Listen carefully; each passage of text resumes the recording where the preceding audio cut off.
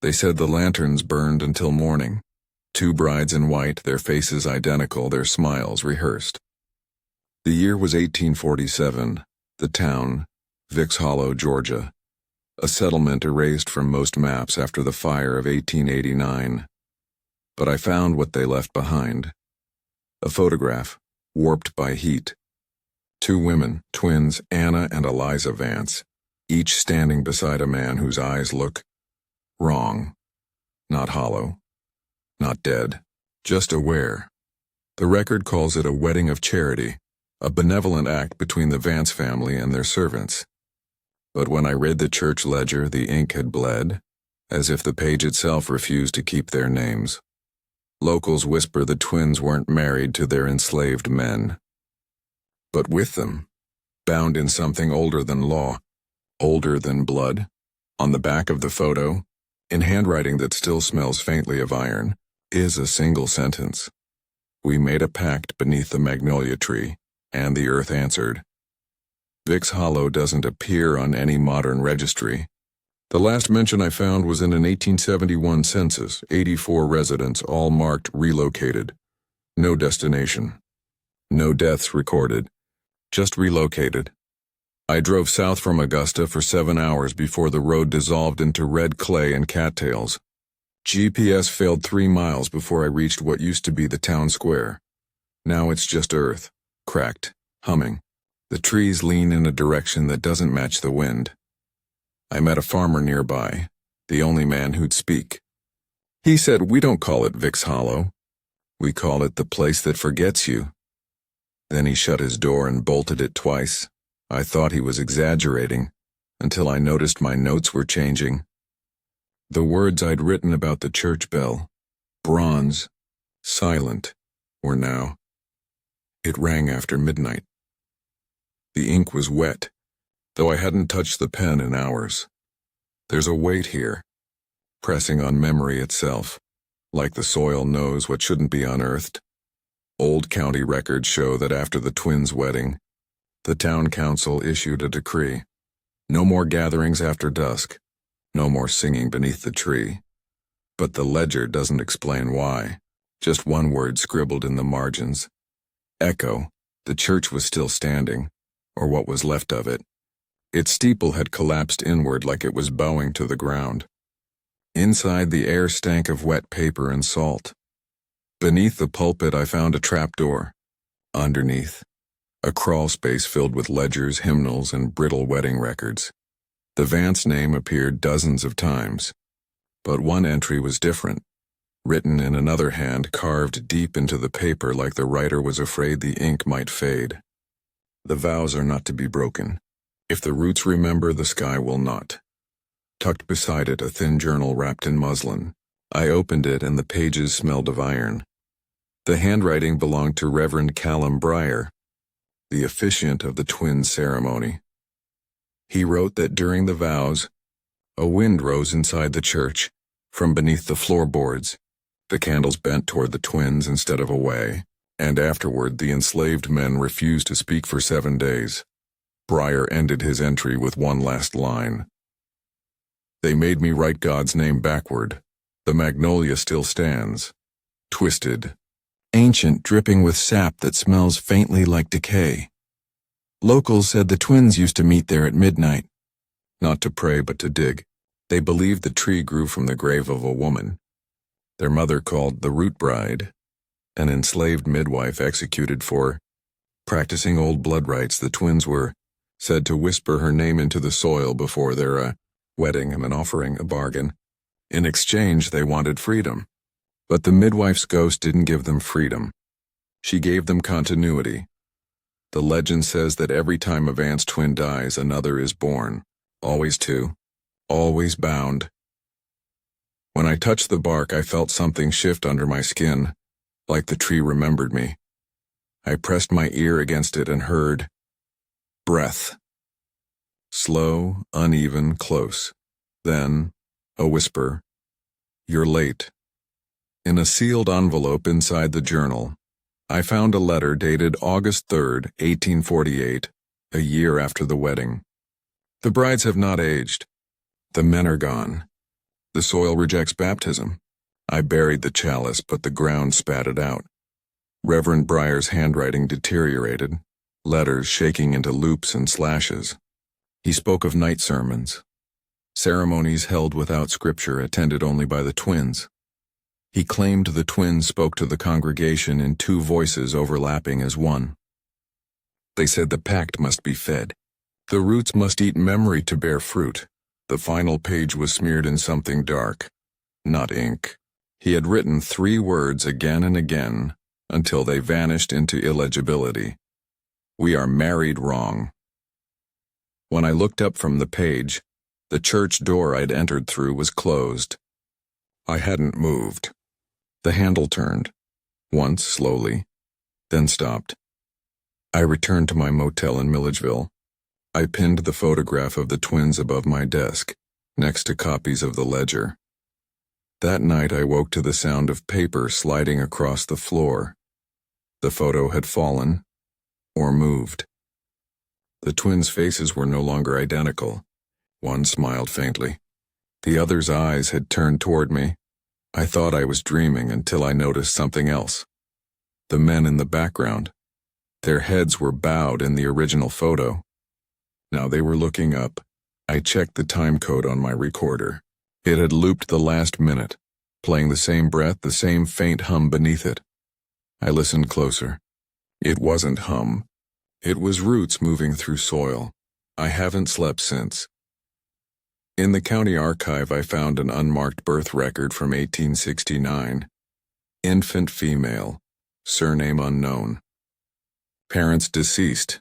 The nurse's note read, child born with a twin who did not survive. Burial refused by local clergy.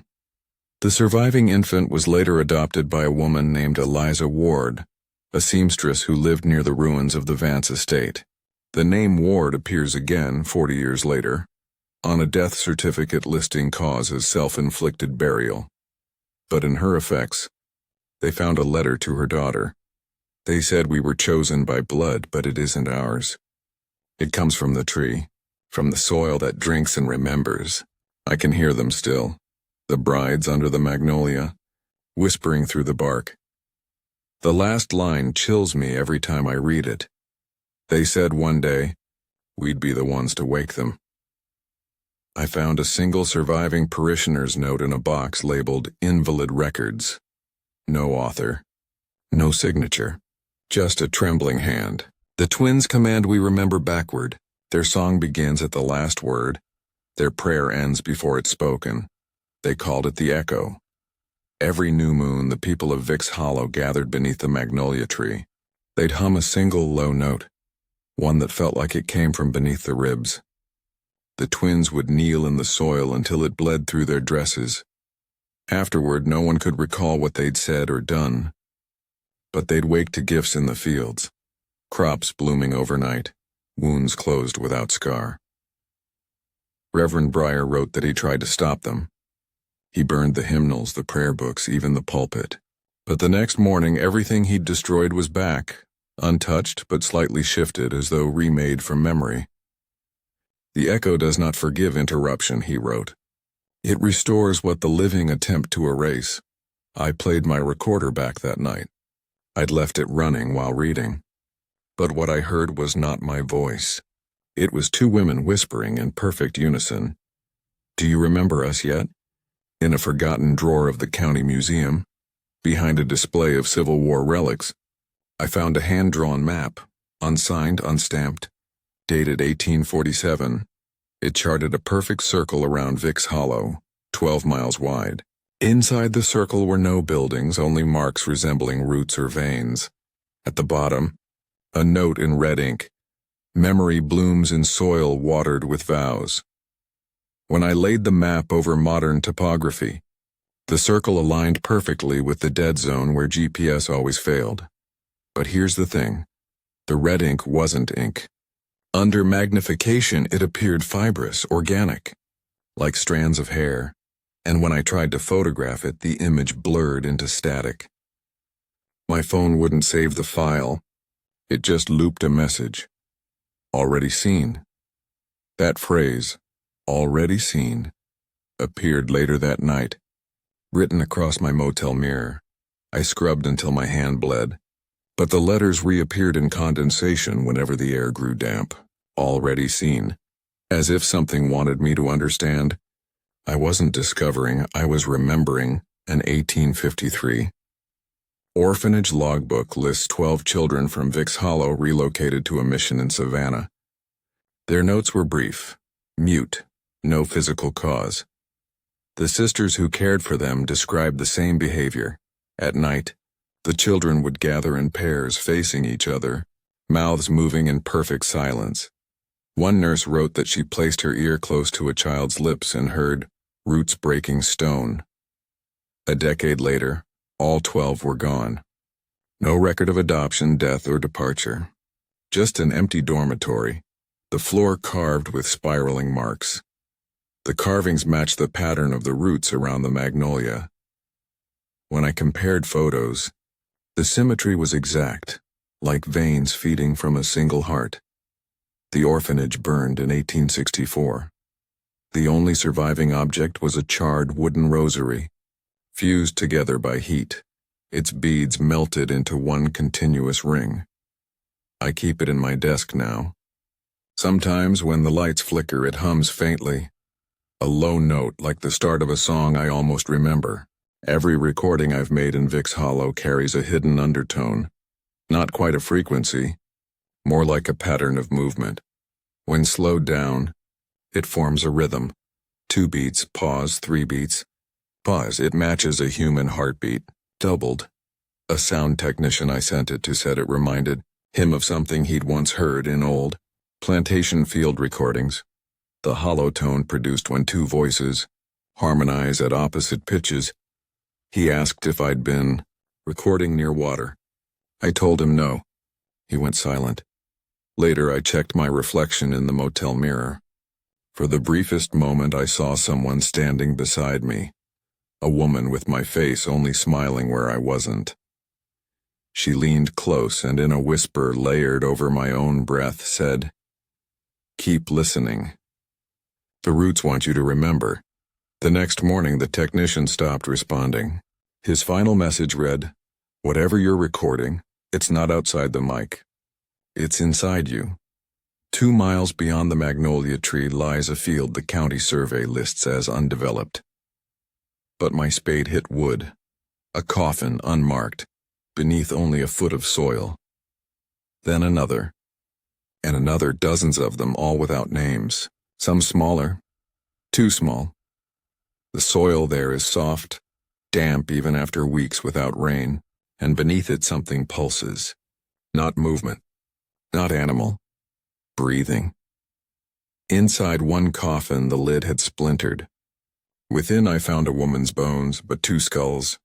One slightly smaller, fused at the jaw. Pinned between the ribs, a small wooden charm carved with the word, "Remember." I dropped it. It burned. When I returned to my car, I realized I'd left the recorder running. Playback revealed my own voice, calm, steady, narrating what I was doing. But I hadn't spoken a word, and near the end, a new voice joined mine in perfect unison, saying, "We remember you too." I traced my own ancestry through census records and old family Bibles. Vance. The name appears quietly, repeatedly in places I never expected, sometimes as a godparent, sometimes as a witness, and then, unmistakable, a birth record in 1892. 2 girls. Twins. My great-great-grandmother included. I stared at the photograph I kept pinned to my wall. For the first time, one of the twins' faces, the one who had smiled faintly, matched my own. The realization was immediate, crushing. My research wasn't impartial. I had always been drawn here, to Vicks Hollow, to the Magnolia, to the soil that remembers, because it had been waiting for me. Every voice I'd heard on the tapes, every whisper in the motel mirror, every pulse beneath the roots, they were echoing through my blood. I touched my face in the mirror. 2 reflections stared back. "You are late," one whispered. The other smiled. I returned to the collapsed church, compelled by a force I could not name. Inside, the trapdoor had shifted. Beneath it, a hollow chamber extended far deeper than the building's foundation should allow. The walls were lined with roots twisting like veins, throbbing as if alive. I descended. The smell of wet earth, decay, and something metallic burned my lungs. At the center, a stone altar etched with spirals matching the magnolia's roots pulsed faintly with heat. And carved across the altar, all marriages are one. All roots are blood. I knelt instinctively. My hands touched the stone. The roots quivered, then wrapped around my wrists. I could feel memories that were not mine, weddings, whispers, births, burials, and at the far edge of the chamber, two figures emerged from shadow, twins, one older, one younger, but both unmistakably the brides. Their eyes were infinite, reflecting every generation of Vance blood. "You remembered," they said. The ritual began before I could resist. The twins chanted. I chanted. I didn't know the words, yet my lips formed them. Outside, the wind rose. The magnolia's branches scraped the collapsed steeple. Roots pushed through the floorboards, curling, writhing. Then, in perfect unison, memory blooms in soil watered with vows. Pain shot through me. I saw every erased child, every orphan, every coffin beneath the earth. The echo repeated endlessly. I could feel their confusion, their fear, their hunger, all feeding the tree, feeding the cycle. And I understood. The cycle was not past. It never ended. I was the next vessel. When I looked at the altar, the twins were gone, but their reflection remained in the stone. And my own reflection, twofold, smiled back. Back at the motel, my notes had changed. Words I hadn't written appeared. Do not stop. The roots will forget if you do. The cycle must complete. I tried burning them. The pages reformed in the ashes. I tried throwing them away. The pages reappeared on my desk, always wet, always heavy with earth. I realized my hands were no longer my own. They wrote, they folded, they buried. I was simultaneously author and subject, observer and participant. And every line bound me tighter to the twins' pact. The orphanage, the church, the magnolia, the soil itself. The final entry in my journal, written while I slept, described a room I had never entered consciously, a small chamber beneath the magnolia. Walls lined with mirrors, 2 chairs, one for the bride, one for the groom. I sat. The twins appeared. I did not resist. The room expanded. Mirrors multiplied. My reflection split into dozens, hundreds, echoing every generation.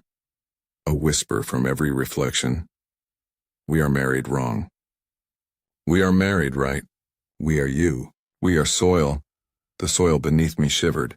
A pulse ran through every vein of my body. I realized this is not research. This is memory. This is inheritance I could not leave. I could not return. The magnolia tree had claimed me, as it had claimed every twin, every orphan, every voice that had whispered in the dark. I am no longer certain where I end and the soil begins. Beneath the magnolia, the earth pulsates. Every heartbeat, every sigh, every vow I have ever spoken echoes through it. The twins' voices are everywhere, overlapping my own, whispering truths I never wanted to know. All blood returns. All memory feeds the root. All vows are soil. I knelt and pressed my palms into the dirt. It accepted me. Warm, wet, hungry. I remembered the brides who came before, the children who never spoke, the coffins without names. I am not alone. I am every Vance twin. I am the echo. And the magnolia tree grows taller. Its roots weaving through every layer of the town, through every life that dared forget. I thought I was uncovering history. But history was uncovering me. In a room beneath the tree, mirrors reflect more than light. I see myself multiplied. Twins, quadruples, endless faces, all born of the same vow, all bound to the same soil. Each reflection whispers, you are late. We are you. We are memory. We are the cycle. I realize I cannot turn away. Every attempt to resist, every thought of escape folds back into the echo. Outside, the town begins to shimmer, not erased, but folded, hidden. Vicks Hollow does not vanish. It waits, always. Every new generation born into this bloodline repeats the ritual, repeats the echo, repeats the vows beneath the magnolia, and I, like every other twin before me, am bound to repeat it, remembering, burying, whispering. I write these words knowing they will be rewritten, that someone, some twin, some echo in the future, will find them. The magnolia stands tall, untouched by decades, feeding on every memory, every forgotten life, 2 brides, 2 men, a town erased from maps, children who never spoke, coffins that breathe, all remembered in soil, in root, in blood, and I am both historian and haunted, witness and participant, observer and echo. Every word, every breath, every heartbeat feeds the tree. The cycle begins again. Somewhere in another town, another generation, another twin will hear the whispers, "You are late. Remember us," and the soil will answer,